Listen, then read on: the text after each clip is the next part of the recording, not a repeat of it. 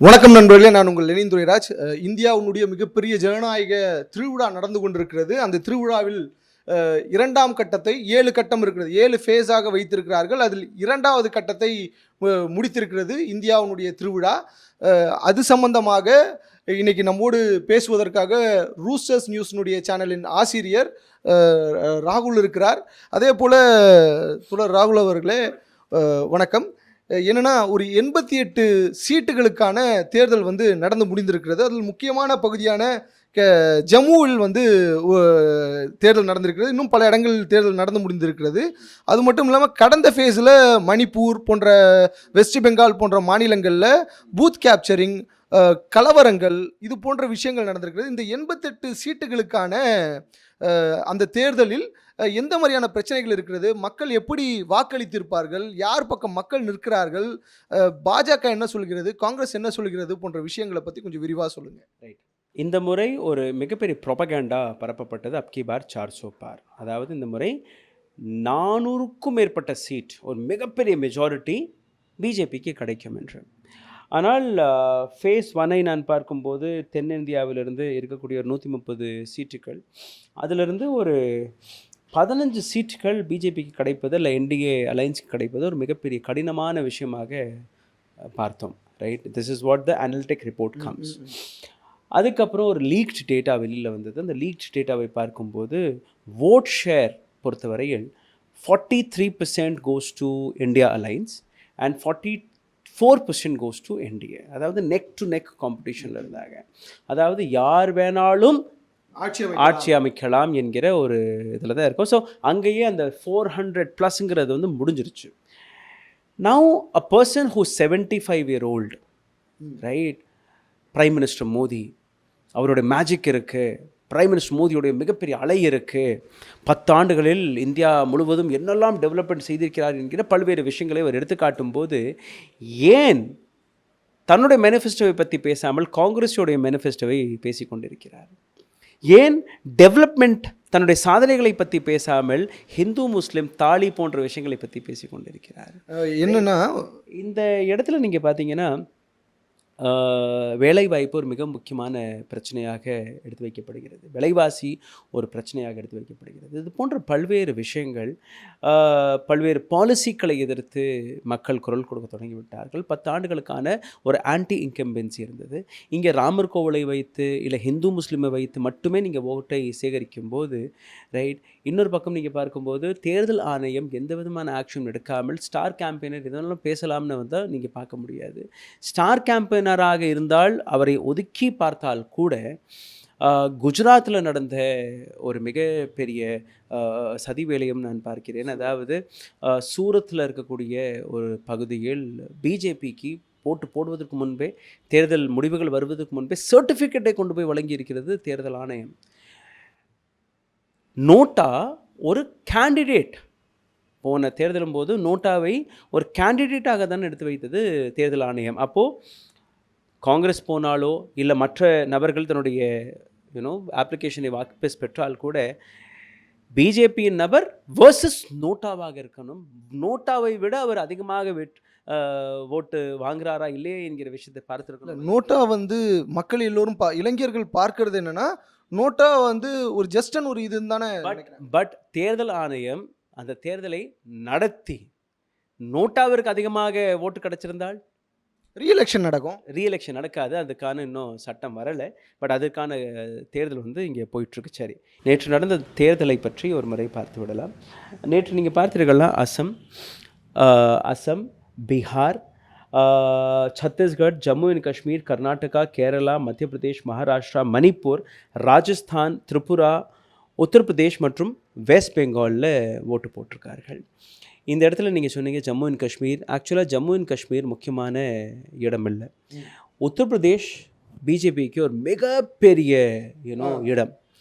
அதன்படி நீங்கள் பார்த்தீர்கள்னா பீகார் இன்னொரு மாநிலம் where BJP is looking at larger number. தென்னிந்தியாவில் கேரளாவை பொறுத்தவரையில் பிஜேபிக்கு எந்த விதமான இடமும் கிடையாது என்பதை அவர்கள் நம்புகிறார்கள்.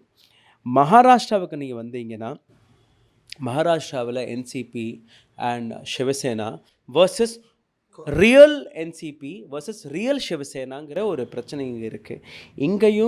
இங்கே வருங்க, இப்போ என்னென்னா பீகார், வெஸ்ட் பெங்கால், மத்திய பிரதேஷ், மகாராஷ்டிரா இங்கெல்லாம் தான் நீங்கள் பார்த்தீங்கன்னா ஒரு இன்னும் லாங் டேர்ம் ஒரு 5 ஃபேஸஸில் எலெக்ஷன் நடக்குது, இல்லை 7 ஃபேஸஸில் ஓட்டு போட போகிறார்கள். ஸோ 2 தொகுதி 3 தொகுதி இந்த மாதிரியே அங்கே நடந்திருக்கு.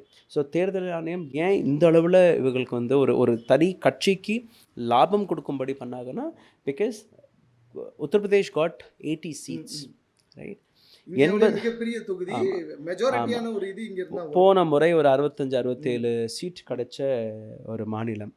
இந்த இடம் தான் நீங்கள் பார்த்தீங்கன்னா பிஜேபிக்கான ஒரு ரொம்பவே பெரிய சப்போர்ட்டர்ஸ் இருக்கக்கூடிய மாநிலமாகவும் பார்க்கப்படுகிறது. ஆனால் இந்த இடத்துல பிரியங்கா காந்தியோடைய ரோட் ஷோஸ்களாக இருக்கட்டும், அகிலேஷ் யாதவுடைய ரோட் ஷோக்களாக இருக்கட்டும், ராகுல் காந்தியோடைய ரோட் ஷோக்களாக இருக்கட்டும், இதை அனைத்தையுமே தாண்டி அங்கே இருக்கக்கூடிய லோக்கல் இஷ்யூஸ், ராமர் கோவிலை ரொம்ப பெரிய அளவில் பிஜேபி பரப்பினால் கூட அங்கே இருக்கக்கூடிய மக்கள், farmers, specially பஷ்சிமி Uttar Pradesh, northern region of உத்தரப்பிரதேஷ்லாம் நீங்கள் பார்த்தீங்கன்னா ரொம்ப பெரிய ஆன்டி இன்கம்பன்சி பிரைம் மினிஸ்டர் மோடிக்கு எதிராக இருக்கிறது, பிஜேபிக்கு எதிராக இருக்கிறது. அங்கேருந்து ஓட்டு கிடைக்குமான்னு நீங்கள் பார்த்தீங்கன்னா நிச்சயமாக ஓட் பர்சன்டேஜில் நேற்று போய் ஓட்டு போட்டாங்க இல்லையா, அதிலிருந்தே உங்களால் பார்க்க முடியும். ஏன்னா எப்பெல்லாம் ஓட் போய் போடக்கூடிய நபர்களுடைய எண்ணிக்கை குறைகிறதோ அப்பெல்லாம் பிஜேபியோடைய ஓட் குறைவதாக பார்த்து வந்திருக்கிறோம். இது 2003ஆம் ஆண்டிலிருந்தே அதற்கான கணக்கை நான் எடுத்து பார்த்தேன். 2019ஆம் ஆண்டு நடந்த தேர்தலுக்கும் நேற்று வந்த ஓட் பர்சன்டேஜ்க்கும் நீங்கள் பார்க்கும்போது பல வித்தியாசங்கள் இருக்குது. ஸ்டார்டிங்கில் நீங்கள் நார்த் ஈஸ்ட் முழுமையாகவே நீங்கள் பார்த்தீர்கள்னா அது அஸ்ஸாம், திரிபுரா அண்ட் மணிப்பூர் இஷ்யூவை வைத்து நார்த் ஈஸ்டில் பிஜேபிக்கு எதிராக ஒரு மிகப்பெரிய எதிர்ப்பு கிளம்பி இருக்கு, ஒரு மிகப்பெரிய எதிர்ப்பு. எஸ், அதை வந்து 7 சிஸ்டர்ஸ்னு சொல்லுவோம், ரைட்? மணிப்பூர், திரிபுரா, மேகாலயா, அஸ்ஸாம், இது போன்ற 7 சிஸ்டர்ஸ். இது பார்த்தீங்கன்னா மேகாலயா, அருணாச்சல் பிரதேஷ், மணிப்பூர், மிசோரம், சிக்கிம், அஸ்ஸாம், நாகாலாண்ட், இது எல்லாமே 7 சிஸ்டர்ஸ். இந்த பகுதி வந்து 7 சிஸ்டர்ஸ் சொல்கிறது. இவங்க எல்லாருமே பங்காளிகள், புரியுதா? ஸோ ஒரே மாதிரியான கம்யூனிட்டி, ஒரே முறையான கல்ச்சர், கொஞ்சம் வித்தியாசமாக இருக்கும். பட் அனைவருமே 7 சிஸ்டர்ஸ், 7 தங்கைகளுக்கு பிறந்த குழந்தைகள் போன்று தான் இந்த இடத்த பார்ப்பாங்க. ஒருத்தருக்கு ஒருத்தர் விட்டு கொடுக்க மாட்டாங்க. ஸோ இந்த இடத்துல நீங்கள் பார்க்கும்போது Manipur is a very very important region which is against BJP. அதே போன்று நீங்கள் பார்த்தீர்கள்னா திரிபுராவிலையும் பிஜேபிக்கு ஒரு மிகப்பெரிய அடி காத்து கொண்டிருக்கிறது. அஸ்ஸாமை பொறுத்த வரையில், ரைட், அஸ்ஸாமில் நீங்கள் பார்த்தீங்கன்னா ஹேமந்த் பிஸ்வ சர்மா நேற்று ஒரு ஏப்ரல் 17ஆம் தேதி ஜெய் ஸ்ரீராம் என்று ஓட்டை கேட்ட அந்த காட்சியும் நீங்கள் பார்த்திருப்பீர்கள். இது போன்ற பல்வேறு விஷயங்கள். So 75-year-old person who was running this country for about 10 years, அவர் கையில் வந்து எதை வச்சு பேசலாம், எந்த விஷயத்தை எடுத்துக்காட்டலாம் என்றே அவருக்கு தெரியாமல் இன்றைக்கி ஹிந்து முஸ்லீம் என்கிற ஒரு கம்யூனல் ஆங்கிள் அவர் கையில் எடுக்கும்போதே அவங்களுக்கு புரிஞ்சிருக்கும் 400 வர்றது வாய்ப்பே இல்லை. அதனால தான் இவ்வளோ கஷ்டம். என்னுடைய பர்சனல் சோர்ஸஸ்கள் படி நீங்கள் பார்த்தீர்கள்னா ஒவ்வொரு நாளும் Amit Shah is conducting meetings, mid night meetings, 2 மணி 1 மணி வரைக்கும் மீட்டிங்ஸே போயிட்டுருக்கு. அங்கே என்ன நடந்துச்சு, இங்கே எங்கே நடந்துச்சுன்னு. இப்போ பாருங்கள் நீங்கள், திஸ் இஸ் அஸ்ஸாம், ரைட்? அஸ்ஸாமில் போன முறை 81.3% ஓட்டு போட போனார்கள். இப்போது 77.3%. அப்போது அங்கே மக்கள் வந்து ஓட்டு போடவே தயங்குறாங்க, ரைட்? குறைஞ்சிருக்கு. அதே மாதிரி பீகாருக்கு வாங்க நீங்கள், திஸ் இஸ் பீகாரில் கிட்டத்தட்ட ஒரு 62.9% மக்கள் ஓட்டு போட்டிருந்தார்கள் 2019ஆம் ஆண்டு. இந்த முறை 57.8, குறைஞ்சிருக்கு. அதே மாதிரி நீங்கள் பாருங்கள், சத்தீஸ்கர் எடுத்துக்கோங்க. Chhattisgarh is again a area which is completely on Dalits, Adivasis, இன்னும் பிச்சடேன்னு சொல்லக்கூடிய இடம். இங்கே வந்து காங்கிரஸோடைய சப்போர்ட்டர்ஸ் நிறைய இருக்காங்க, பிஜேபியோட தான் இருக்கிறாங்க. ஆனால் இந்த இடத்துல சமீபத்தில் நடந்த பல்வேறு மாற்றங்களில் இங்கேயும் பிஜேபிக்கு எதிர்ப்பு நிறையவே வந்து ட்ரைபல்ஸ்க்கு எதிராக இருக்குது. எஸ் எஸ் இந்த இந்த இந்த இந்த மேப்பை நீங்கள் பார்க்கும்போது உங்களுக்கு புரிய வரும். 75% போன முறை ஓட்டு போட போகும்போது இந்த வரை ஸ்லைட்டாக இன்க்ரீஸ் ஆகிருக்கு 76%. ஜம்மு அண்ட் காஷ்மீருக்கு நீங்கள் வந்தீங்கன்னா ஒரு ரொம்பவே சின்ன ஒரு ஜம்மு அண்ட் காஷ்மீர் கம்ப்ளீட் ஆகி இதில் வந்து லத்தாக்கில் தேர்தல் நடக்கலை, காஷ்மீரில் தேர்தல் நடக்கலை, வெறும் ஜம்முவில் மட்டும்தான் நடக்குது. ரைட், அதை நீங்கள் பாருங்கள். ஜம்மு அண்ட் காஷ்மீர்னா முழுமையாக இங்கே தேர்தல் நடக்கலை, ஜம்முவில் மட்டும்தான் நடந்திருக்கு. ஜம்முவில் 72.5%, இப்போ 72.3% அதே அளவில் அங்கே ஓட்டு போட போய் இந்து ஓட் பேங்க் இங்கே இருக்குது. காஷ்மீரில் நீங்கள் போனீங்கன்னா தான் முஸ்லீம் ஓட் பேங்க் வரும். அதே போன்று நீங்கள் பாருங்கள் கர்நாடகாவுக்கு வந்தோம்னா கர்நாடகாவில் 69% 2019, இப்போ 68%. கர்நாடகாவை பொறுத்தவரையில் இன்னொரு பார்ட் நடக்க வேண்டியது. ஆமாம், இது வந்து பகுதியாக எங்கெல்லாம் அவர்களுக்கு பிரச்சனை இருக்கோ, எங்கெல்லாம் கம்யூனல் ஆங்கிளை திரிச்சோ ஏதோ ஒரு வழியில் ஓட்டை சேகரிக்கலாம்னு பார்க்குறாங்களோ அங்கே எல்லாமே 2 கட்டம் 3 கட்டம் 5 கட்டம் 7 கட்டம் எல்லாம். வெஸ்ட் பெங்காலில் 7 கட்டம், உத்தரப்பிரதேஷ் 7 கட்டம், பீகார் 7 கட்டம். These are the larger states of our country. Right, இப்போ கர்நாடகாவை பொறுத்தவரையில் இங்கே வந்து தென்னிந்தியாவில் கம்யூனல் ஆங்கிள் அதிகமாக நடந்த இடம் கர்நாடகா. ரைட், பிஜேபியோடைய சாசனத்தை அங்கே இருக்கக்கூடிய மக்கள் விரட்டடித்தார்கள் இந்த முறை நடந்த தேர்தலும் போது. ஆமாம், காங்கிரஸ் கையில் சாசனம் போனது. அதே விஷயம் இங்கே மீண்டும் நடக்கக்கூடாது. ஏன்னா BJP is ஐயிங் 1 seat, few areas in southern India, Telangana, Andhra, Kerala, Tamil Nadu and கர்நாடகாவில். ஸோ அவங்களோட easy target is Karnataka. Because தமிழ்நாட்டில் எதுவும் பெருசாக பண்ண முடியலை. ஓட் ஷேர் அதிகரித்தால் கூட அவங்களுக்கு வந்து எத்தனை சீட்டுகள் கிடைக்கும் என்கிற கேள்வி இருக்குது. கேரளாவில் ஒன்றுமே நடக்காது, ஆந்திராவில் எதுவுமே நடக்காது, தெலுங்கானாவில் maybe they might get few seats, ஆந்திராவில் maybe they get few seats, அதே மாதிரி கர்நாடகாவில். ஸோ மொத்தமே ஒரு 15-20க்குள்ளேயே அவர்கள் வந்து தென்னிந்தியாவில் சவுத்தில் வந்து அதுக்கு மேலே போகிறதுக்கு வாய்ப்பே இல்லை. தமிழ்நாட்டிலிருந்து கூட 1-2 போனால் கூட 15-20 தாண்ட மாட்டாங்க. தமிழ்நாட்டில் 1-2 வருமா? வந்தால் கூட அதுக்கு மேல் போகாது. ரைட், நவ் கம் டு மத்திய பிரதேஷை பொறுத்தவரை. திஸ் இஸ் மத்திய பிரதேஷ். இங்கே இதுலேயும் பல்வேறு பகுதிகளில் பண்ணியிருக்காங்க. இப்போ வந்து ரேவா என்கிற இடத்துல, அதை சுற்றி இருக்கக்கூடிய இடத்துல தான் தேர்தல் நடந்திருக்கு. இங்கேயும் மல்டிபிள் ஃபேஸஸில் தேர்தல் நடக்க போகிறது. But Madhya Pradesh is a very strong area of BJP. Right, கடந்த 18 ஆண்டுகள் சிவராஜ் சிங் சௌஹான், அதுக்கப்புறம் மீண்டும் ஒரு முறை பட் இந்த வாட்டி ஆன்டி இன்கம்பன்சி ரொம்பவே ஸ்ட்ராங்காக இருந்தது மத்திய பிரதேஷில். மத்திய பிரதேசத்தில் Kamal Nath senior leaders of Congress அவங்க வேலையை பார்க்கல, அதுதான் உண்மை. ரைட், பிரச்சாரத்திற்கு போகலை, பல்வேறு விஷயங்கள் அங்கே நடந்தது. மத்திய பிரதேஷில் இருக்கக்கூடிய பல்வேறு காங்கிரஸ் தலைவர்கள் ஷிஃப்ட் ஆகி பிஜேபியில் கலந்து கொண்டார்கள். இதெல்லாமே அங்கே பிரச்சனை நடந்தது. பட் மத்திய பிரதேசத்தில் டெஃபினட்டாக they will get some votes, seats. உத்தரப்பிரதேஷில் they are eyeing on getting some seats. பீகாரை பொறுத்தவரையில் பீகாரில் வந்து என்றைக்குமே பிஜேபி மெஜாரிட்டி கிடைக்கவே இல்லை. நிதிஷ்குமாரோடைய யூட்டனுக்கு அப்புறம் அவர் மீது இருக்கக்கூடிய கோபமும் அங்கே இருக்கக்கூடிய மக்கள் மீது இருக்குது, மத்தியில் இருக்குது. அதே மாதிரி நீங்கள் பார்த்தீங்கன்னா லாலு பிரசாத் மகன் தேஜஸ்வி யாதவ், அவருடைய ரேலிஸ், ராகுல் காந்தியோடைய ரேலிஸ் அங்கே வந்து ரொம்ப பெரிய மேஜிக்கை செஞ்சுருக்கு. ஸோ டெஃபினட்டாக பீகாரில் வந்து அவ்வளோ ஈஸியாக இவங்களால் வந்து மோடி மேஜிக்கில் ராகுல் அண்ட் இந்தியா அலைன்ஸோடைய மேஜிக்னு நீங்கள் சொல்லலாம். தனிச்சையாக ராகுல் காந்தியோடைய அந்த ஆரா இன்னும் அந்த அளவில் போய் சேரலை. பட் ராகுல் காந்தி அண்ட் பிரியங்கா காந்தி என்ன பண்ணுறாங்கன்னா, அங்கே இருக்கக்கூடிய லோக்கல் லீடர்ஸ், உதாரணத்துக்கு உத்தரப்பிரதேசத்தில் அகிலேஷ் யாதவ், பீகாரில் போனீங்கன்னா தேஜஸ்வி யாதவ், தமிழ்நாட்டுக்கு வந்தால் ஸ்டாலின், இந்த மாதிரி ஒரு சில ரீஜனல் கட்சிகளை ஒன்று சேர்த்து அவங்களுடைய ரேலிஸ் நடக்குது. தனிச்சையாக இப்போ பிரைம் மினிஸ்டர் என்டிஏன்னு பார்த்தீங்கன்னாலே என்டிஏல யாரெல்லாம் நிற்கிறாங்கன்னு யாருக்கும் தெரியாது.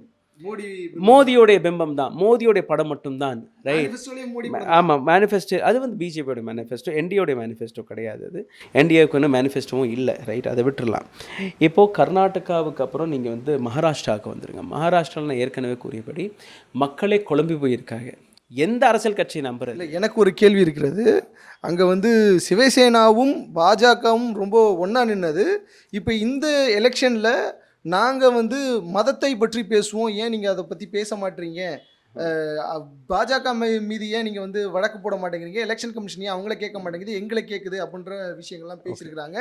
இந்தியா கூட்டணியில் இருக்கிறாங்க, இவங்களும் அதே தான் முன்வைக்கிறாங்க. இந்தியா கூட்டணியில் இருக்கிறது பழைய சிவசேனா, உத்தவ் டாக்கரே அண்ட் கேங். பிஜேபியில் இருக்கிறது ஷிண்டே குரூப். சரத்பவாரை பொறுத்தவரையில் நேஷ்னலிஸ்ட் காங்கிரஸ் பார்ட்டி. அஜித் பவார் அவருடைய தம்பி பையன், சித்தப்பா பெரியப்பா மக்க மாதிரி. ஸோ அஜித் பவார் மீது பல்வேறு ஊழல் குற்றச்சாட்டுகள் இருந்தது. பிஜேபியில் போய் இணைகிறாரு. சரத் பவாரும் தன்னுடைய அந்த பிரசிடென்ட்ஷிப்பை விட்டு கொடுக்குறாரு அஜித் பவார் கையில். இவருடைய கட்சியோடைய சிம்பிள் அஜித் பவாருக்கு மாறுது. சிவசேனாவுடைய கட்சி சிம்பிள் ஷிண்டே குரூப்புக்கு மாறுது. ரெண்டு பேருமே என்டிஏல இருக்கிறாங்க. வெளியிலேருந்து நிற்கக்கூடிய நபர்கள் old Shiv Sena and old nationalist Congress party. இப்போ இந்த இரண்டையுமே நீங்கள் பார்க்கும்போது மக்கள் மத்தியில் ஸ்பெஷலாக பார்த்தீங்கன்னா கேடர், இன்னும் சொல்ல போனால் பிஜேபியில் இருக்கக்கூடிய கேடர்ஸ் இன்றைக்கி வந்து அந்த உற்சாகத்தில் இல்லை. அதுதான் உண்மை. எந்த உற்சாகத்தை 2014 நீங்கள் பார்த்தீர்களோ, பிஜேபியோட கேடர் வந்து ஒவ்வொரு இடத்துலையும் போய் ஆர்எஸ்எஸ் அண்ட் பிஜேபியோட கேடர் பயங்கரமாக வேலை பார்த்துட்டு இருந்தாங்க. 2019ஆம் ஆண்டு புல்வாமா தாக்குதலாக இருக்கட்டும், உரியா டாக்காக இருக்கட்டும், இது போன்ற விஷயங்களை வைத்து ஏதோ ஒரு விதத்தில் மோடி அண்ட் ஷா சம்பாலிச்சிட்டாங்க மக்களுடைய உணர்வுகளை தூண்டி. இப்போ வந்து ராமர் கோவில் வேலை பார்க்கும்னு இவங்க நினச்சிருக்காங்க. ராமர் கோவில் வந்து வெறும் வடநாட்டில் மட்டும், அதாவது ஒரு சில பகுதிகளில் மட்டும் மேபி அந்த வேலையை பார்க்கலாமே ஒழிய வேறு எங்கேயுமே அது எடுத்துக்காட்டாது. தேர்தல் ஆணையம் ஏன் அமைதியாக இருக்குதுன்னு நீங்கள் கேட்டீர்கள்னா, பிரைம் மினிஸ்டர் மோடி மட்டும் ராமர் கோவிலை பற்றி பேசவில்லை. ஒட்டுமொத்த பிஜேபியில் இருக்கக்கூடிய பல்வேறு தலைவர்கள், தேஜஸ்வி சூர்யா ஃப்ரம் கர்நாடகா, அவர் வந்து vote for BJP to save சனாதனம் என்று கூறியிருக்கிறார். ஸ்டார் கேம்பெயினராக இருக்கக்கூடிய ஹிமாச்சல் பிரதேசத்தில் நடிகை கங்கனா ரனாவத் ஜெய் ஸ்ரீராம், சனாதன தர்மம், அதெல்லாம் பேசிகிட்டு இருக்காங்க. பிஜேபியோட ஒஃபிஷியல் பக்கம், அது வந்து பிஜேபி இந்தியாவுடைய ஒஃபிஷியல் பக்கமாக இருக்கட்டும், உத்தரப்பிரதேஷாக இருக்கட்டும், பிஜேபி பீகாராக இருக்கட்டும், பிஜேபி உத்தராகண்டாக இருக்கட்டும், பிஜேபி மகாராஷ்டிராவாக இருக்கட்டும், பிஜேபி அசம், பிஜேபி வெஸ்ட் பெங்காலாக இருக்கட்டும், ஒரிசாவாக இருக்கட்டும், அனைத்து இடங்களிலுமே அவர்களுடைய ஒரே மாதிரியான பிரச்சாரம் வந்து ராமர் கோவிலை வச்சுருக்கு. ஸோ வெறும் பிரைம் மினிஸ்டர் மோடியை பற்றி மட்டும் இங்கே பேசக்கூடாது. நீங்கள் ஒட்டுமொத்த பிஜேபி அண்ட் கேடரை பற்றி பேசணும். Because they don't have any other topic to discuss. மேடையில் ஏறி பேசும்போது அவங்கள்ட்ட வந்து வேலைவாய்ப்பை பற்றி பேச முடியும்னா பேச முடியாது, விலைவாசியை பற்றி பேச முடியும்னா பேச முடியாது. நம்ம அண்ணாமலை கூறியபடி தான் எத்தனை முறை நாங்கள் பெட்ரோல் டீசலோடைய விலையை குறைச்சிருக்கோம், எத்தனை முறை நாங்கள் எல்பிஜியோடைய விலையை குறைச்சிருக்கோம் இங்கே சார். 400 ரூபா இருந்த எல்பிஜி சிலிண்டரை 1150 ரூபாய்க்கு கொண்டு போய் நிறுத்தினீங்க. அதுக்கப்புறம் 100 ரூபாய் குறைப்பீங்க, அதுக்கப்புறம் 5 ரூபாய் குறைப்பீங்க, அது மாதிரி நீங்கள் 10 வாட்டி கொடுப்பீங்க. இப்போ கூட நீங்கள் பார்த்தீங்கன்னா 1000 ரூபாயாக எல்பிஜி சிலிண்டர் இருக்குது. பெட்ரோல் டீசல் 60 ரூபா இருந்தது. உலக சந்தையில் பெட்ரோல் டீசலோடைய விலை குறைந்தால் கூட, கச்சா எண்ணெயுடைய விலை குறைந்தால் கூட ரைட், இன்னைக்கு நீங்கள் வந்து நாங்கள் குறைச்சிட்டோம் நீங்கள் சொல்கிறது வந்து ஒரு ஏமாற்று வேலை தான் இவங்க பார்க்குறாங்க. ரைட், அந்த மாதிரி பல்வேறு விஷயங்கள், வேலைவாய்ப்பை பற்றி பேசிட்டோம், 100 ஸ்மார்ட் சிட்டிஸ், விவசாயிகளுடைய வருமானம் இரட்டையாகும்னு சொன்னீங்க, அது எதுவுமே ஆகலை. இன்னும் சொல்ல போனால் பெண்களுடைய பாதுகாப்பு ரொம்பவே பெரிய விஷயமாக இருந்தது. மணிப்பூர் ஒரு மிகப்பெரிய உதாரணமாக இருந்தது. ஈவன் உத்தரப்பிரதேசத்தில் நீங்கள் பார்த்தீர்கள்னா பல்வேறு இன்சிடென்ட்ஸ் நடந்திருக்கு, நாடு முழுவதும் நடந்து கொண்டிருக்கு. விவசாயிகள் தற்கொலை செய்யவில்லை என்று நீங்கள் கேட்டீர்கள். நிச்சயமாக இன்றைக்கும் விவசாயிகள் தற்கொலை செய்து கொண்டு தான் இருக்கிறார்கள். அப்போ அவர்களுடைய வாழ்க்கை ஸ்தரம் இன்னும் உயரலை. இது எல்லாமே பேசக்கூடிய விஷயம். பட் யாருமே இங்கே பேசலை. இப்போது இதுதான் ஓவரால் நேற்று நடந்த ஃபேஸ் 2ல் வயநாட்டில் வயநாடு இங்கே கேரளா சம்பந்தமாக பேசும்போது ஒரு கேள்வி இருக்கிறது. என்னன்னா, பினராயி விஜயனும் ராகுல் காந்தியும் 2 பேரும் மோதிக்கிறாங்களே, 2 பேரும் இந்தியா கூட்டணிக்குள்ளே தான் இருக்கிறாங்க. பட் எப்படி இருந்தாலும் ஓட்டு அங்கே தான் போக போகுது. எப்படி அதை எப்படி கணக்கில் எடுக்கிறது? கேரளா கம்யூனிஸ்டோடைய ஒரு ரொம்ப பெரிய ஸ்ட்ராங் ஹோல்டு இருக்கக்கூடிய ஒரு மாநிலம். அதே மாதிரி வெஸ்ட் பெங்கால். ரைட், இந்த 2 இடத்துலையும் நீங்கள் பார்த்தீங்கன்னா ஒரே மாதிரி எதிர்ப்பு தான் வரும். மம்தா பானர்ஜி வெளிப்படையாக கூறிய விஷயம். இந்தியா அலைன்ஸில் நாங்கள் இருப்போம், ஆனால் எங்களுடைய ஸ்டேட்னு வரும்போது உங்களுடைய ஐடியாலஜி வேறு, எங்களுடைய ஐடியாலஜி வேறு. நான் பல்வேறு முறை கூறிய அதே விஷயம்தான். காங்கிரஸ் அண்ட் பிஜேபி ஒரு நாணயத்திற்கான 2 பக்கங்கள், ஒரே மாதிரியான பாலிசிஸ். இன்றைக்கி இவிஎம்மோட இஷ்யூ இவ்வளோ பேசிகிட்டு இருக்கோமே, இவிஎம் கொண்டுட்டு வந்த காலகட்டம் நீங்கள் பார்த்தீங்கன்னா அது காங்கிரஸாக இருக்கும். இன்றைக்கி நம்ம ஜிஎஸ்டி பற்றி பேசிகிட்டு இருக்கோம், யார் கொண்டுட்டு வந்ததுன்னா அது காங்கிரஸாக இருக்கும், ரைட்? பல்வேறு இடங்களில் காங்கிரஸ் கார்ப்பரேட்டிசம்க்கு உடந்தையாக இருந்த காரணத்தால் ஒரு இன்சிடென்ட் எனக்கு ஞாபகத்தில் இருக்குது. வாஜ்பாய் இருக்கும்போது ஃபாரின் டைரக்ட் இன்வெஸ்ட்மெண்ட் எஃப்டிஐ இந்தியாவில் வரும்போது அவர் வந்து 100% எஃப்டிஐக்கு வந்து ரொம்பவே சப்போர்ட்டாக பேசிகிட்டு இருந்தார். அப்போ கூட 100%ல் 50-60% எஃப்டிஐ ஆச்சும் வந்துடணும்னு நினச்சிட்டு இருந்தார். RSS come up. ஆர்எஸ்எஸ் என்ன சொன்னாங்க, நத்திங் டூயிங், நீ வந்து அரசாங்கத்தில் இருக்கிறதுனால we will not allow you this. Swadeshi, அதாவது இந்தியாவிலேயே உற்பத்தியை ஆர்எஸ்எஸ் சப்போர்ட் பண்ணது. அன்னைக்கு ஆர்எஸ்எஸ்ஸால் வாஜ்பாயால் அந்த எஃப்டிஐயை கொண்டுட்டு வர முடியலை. ஸோ ஆர்எஸ்எஸ் அண்ட் பிஜேபி ரெண்டுமே ஒரு ரொம்பவே ஸ்ட்ராங்கான பேலன்ஸ் செஞ்சுட்டு இருந்தாங்க இந்த நாட்டில், ரைட்? இன்னைக்கு பிஜேபி, இப்போ நீங்கள் பார்க்கக்கூடிய பிஜேபி இந்த கோர் பிஜேபி கிடையாது. அன்னைக்கு வாஜ்பாய் ஆர்எஸ்எஸ் கூறுவதை கேட்டுட்டு இருந்தார். இன்றைக்கி பிஜேபியில் இருக்கக்கூடிய நபர்களாக இருக்கட்டும், இல்லை ஆர்எஸ்எஸ்ல இருக்கக்கூடிய நபர்களாக இருக்கட்டும், மோடி என்ன பேசுகிறாரோ அதை கேட்கக்கூடிய கட்டாயத்தில் இருக்கிறாங்க. அப்போது ஒரு மோடி என்கிற ஒரு பெயரை வந்து நீங்கள் பிஜேபியை விட ஆர்எஸ்எஸ்ஸை விட வளர்த்து விட்டுட்டீங்க, ரைட்? இன்றைக்கி வந்து குஜராத் லாபி தான் வேலை பார்க்குறதே ஒழிய பிஜேபியோ ஆர்எஸ்எஸ்ஸோ கிடையாது, ரைட்? மோடி அவர்களை பொறுத்தவரையில் இந்த நாட்டில் இருக்கக்கூடிய பல்வேறு திட்டங்கள் which is favoring the corporate or the world organisations, அதுக்காகவே கொண்டுட்டு வரக்கூடிய திட்டங்கள். பட் இது எல்லாத்தையுமே நீங்கள் பார்த்தீங்கன்னா ஏதோ ஒரு காலகட்டத்தில் காங்கிரஸால் கொண்டு வரப்பட்ட திட்டங்கள், அது வந்து பேரை மாற்றியோ ஏதோ ஒன்று பண்ணியோ he is taking it forward, and reform, ஃபார்மர்ஸோட ரெஃபார்ம் வந்து நீண்ட நாட்களாக கொண்டு வரக்கூடிய ஒரு திட்டமாக இருந்தது. 3 வேளாண் சட்டத்தை நீங்கள் கொண்டுட்டு வந்தீங்க. 3 வேளாண் சட்டம் நிச்சயமாக விவசாயிகளுக்கு எதிராக இருந்தால் கூட முதல் முறையாக ஒரு அரசாங்கம் ஒரு ரிஃபார்மை பற்றி பேசினாங்க. தவறான ரிஃபார்மாக இருந்தால் கூட அந்த ரிஃபார்மில் வந்து பல்வேறு மாற்றங்களை கொண்டு வர முடிஞ்சிருக்கும், ரைட்?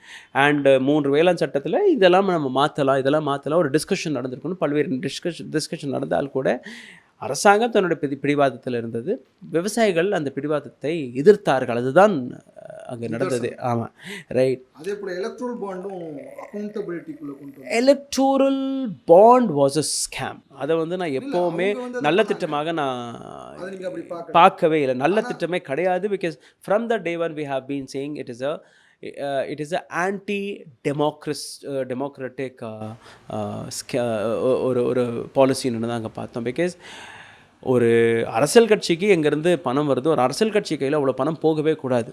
ஒரு நல்ல சாசனத்தை நடத்துறதுக்கு ஒரு அரசியல்வாதி இவ்வளோ தான் செலவு, இப்போ 95 லட்சம் ரூபா செலவு செய்யலாம்னு சொல்கிறாங்க. நான் இன்றைக்கி போய் நான் தேர்தலில் நிற்கணும்னு நினச்சேன்னா எனக்கு அந்த 95 lakhs எப்போவுமே கிடையாது. ஈவன் இந்த நாட்டு ஃபைனான்ஸ் மினிஸ்டரே கூறினாங்க இல்லையா, Nirmala Sitharaman, I don't have that much of money when she don't have such a money, right? So how will I get money? She is a union minister, right?